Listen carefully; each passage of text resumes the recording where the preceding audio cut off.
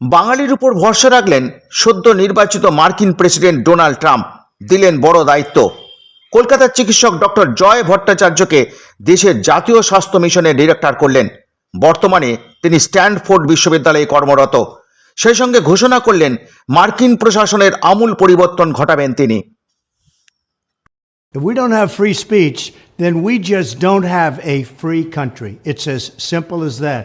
If this most fundamental right is allowed to perish, then the rest of our rights and liberties will topple, just like dominoes, one by one. They'll go down. That's why today I'm announcing my plan to shatter the left-wing censorship regime and to reclaim the right to free speech for all Americans.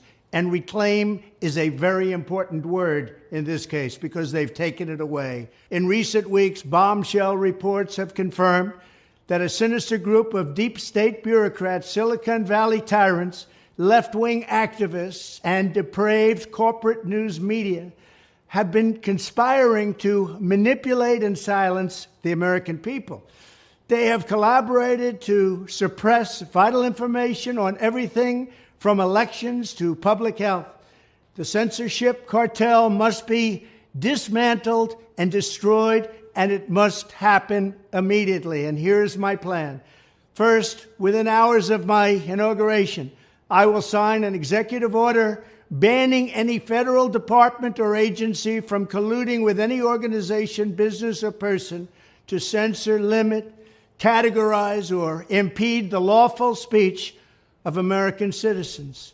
I will then ban federal money from being used to label domestic speech as mis or disinformation. And I will begin the process of identifying and firing every federal bureaucrat who has engaged in domestic censorship, directly or indirectly, whether they are the Department of Homeland Security, the Department of Health, Human Services, the FBI, the DOJ, no matter who they are. Second, I will order the Department of Justice to investigate all parties involved in the new online censorship regime, which is absolutely destructive and terrible, and to aggressively prosecute any and all crimes identified.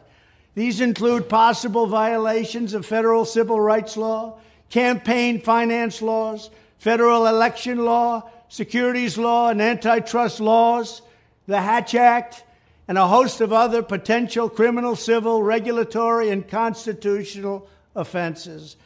To assist in these efforts, I am urging House Republicans to immediately send preservation letters, and we have to do this right now, to the Biden administration, the Biden campaign, and every Silicon Valley tech giant, ordering them not to destroy evidence of censorship.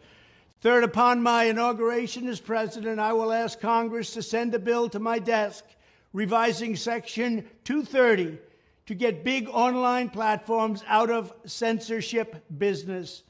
From now on, digital platforms should only qualify for immunity protection under Section 230 if they meet high standards of neutrality, transparency, fairness, and non-discrimination.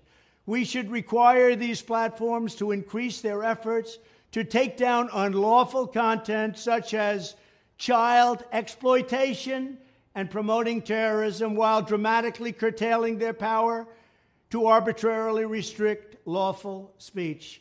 Fourth, we need to break up the entire toxic censorship industry that has arisen under the false guise of tackling so-called mis- and disinformation. The federal government should immediately stop funding all nonprofits and academic programs that support this authoritarian project.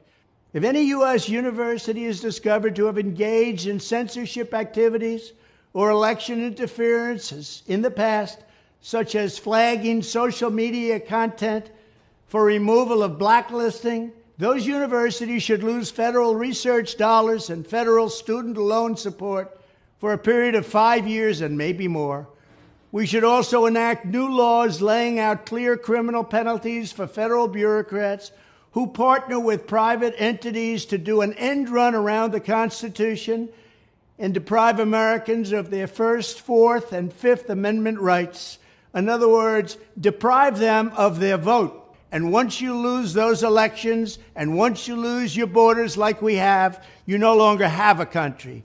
Furthermore, to confront the problems of major platforms being infiltrated by legions of former deep staters and intelligence officials, there should be a 7-year cooling off period before any employee of the FBI, CIA, NSA, DNI, DHS, or DOD is allowed to take a job at a company possessing vast quantities of U.S. user data.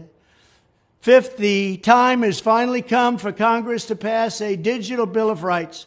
This should include a right to digital due process. In other words, government officials should need a court order to take down online content, not send information requests such as the FBI was sending to Twitter.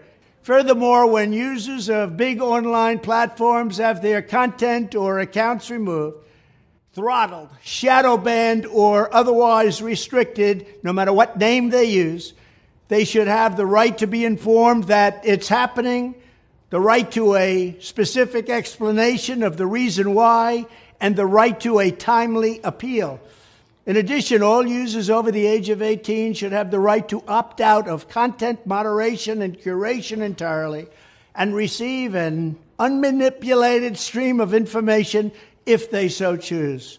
The fight for free speech is a matter of victory or death for America and for the survival of Western civilization itself.